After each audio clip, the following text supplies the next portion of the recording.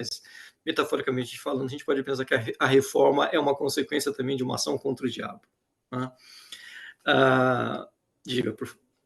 Agora, Luciano, é uma lenda, né? Então ela vem ao longo do tempo na Alemanha, mas sempre trabalhando a questão do bem e do mal, né? Então, a questão do. Porque a Idade Média toda foi organizada entre dois conceitos, né? Deus e o diabo, né? Então, é bastante interessante e a igreja reinou, em certo aspecto, de forma absoluta, né?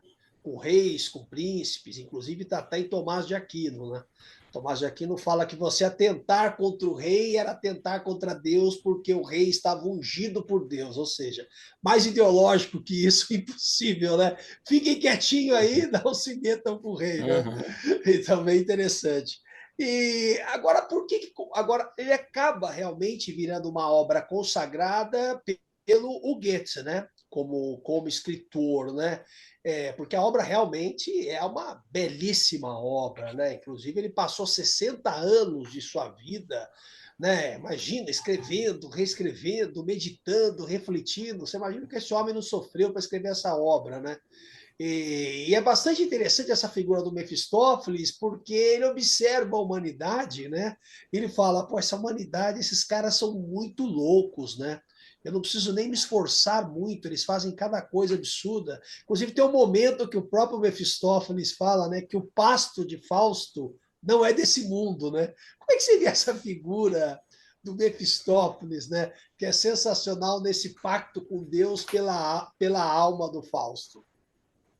Assim, eu estou tentadíssimo a falar um pouquinho sobre o que você falou do Tomás de Aquino, aquela história de atentar contra o rei, atentar contra Deus, porque tem um autor, né, o John Milton, antes a gente responder a pergunta, o que acontece? O John Milton ele escreveu Paraíso Perdido, Paradise Lost, sobre o qual eu escrevi nessa época da graduação no Mackenzie, enfim, e eu contrapus, tudo isso que a gente está falando aqui nasceu nessa época da graduação, eu contrapus a figura do Satã Miltoniano com o Mefistófeles do Goethe, justamente para dizer que são duas figuras diabólicas que refletem mudanças históricas sociais.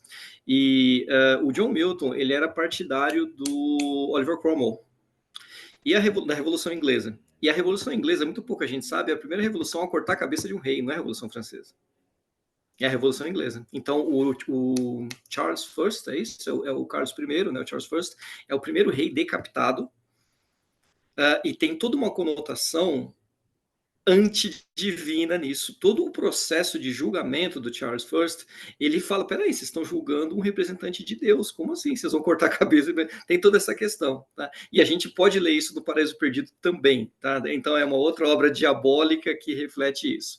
Respondendo a sua pergunta, voltando, o que acontece é o seguinte, de fato, você está certo, quando a gente fala do Fausto, né, esse pequeno percurso que eu mostrei agora há pouco, ele vai desembocar na versão do Goethe.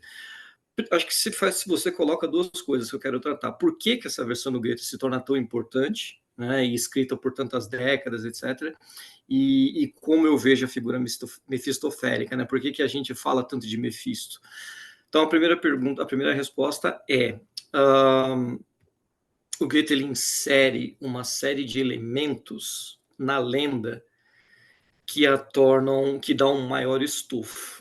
Então, assim, a versão do Marlowe, magnífica, a versão original do Johann Spies é quase como se fosse um cordel, digamos assim, né? Eram lendas populares que foram impressas. Houve algumas outras tentativas, eu não vou me lembrar agora dos autores, mas não sei se é o Klopstock, mas houve um autor alemão antes do Goethe que chegou a fazer chama até assim, Fausto ein Versuch, que é Fausto um ensaio, alguma coisa. Então, o pessoal sempre brincando com essa possibilidade de trazer a lenda, de dar uma ressignificação. Quem faz isso é o Goethe. Eu vou dar alguns exemplos do porquê se torna tão impactante assim.